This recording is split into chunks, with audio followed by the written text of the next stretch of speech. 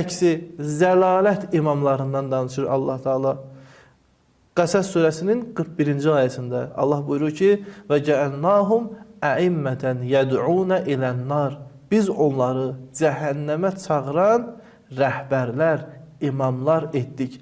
Bu ayə barəsində bir neçə şübhə ola bilər. Mən qısa olaraq onu deyim.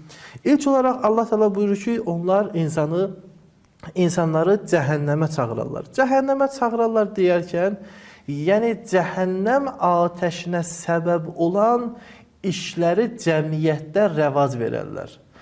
Yəni onlar birbaşa insanları heç vaxt səsləməzlər ki, insanlar gəlin cəhənnəmizi çağırıram. Yox, cəmiyyətdə elə bir iş görər, elə bir məsələləri rəvac edər, təbliğ edər, cəmiyyət o işlərə mürtəkib olmaqla cəhənnəmə düşər. Məsələn, bir cəmiyyətdə şərabxorluğu və sair fitnə fəsad yerlərini, rüşvəti, ribanı yayan bir rəhbər, yəni həmən toplumu, həmən cəmiyyəti cəhənnəmə tərəf çağırır. Burada Allah Taala həmən bu məsələnin nə olduğunu ayədə bildirmir. Yəni demir ki, onlar sizi müəyyən bir fəsada tərəf çağırır.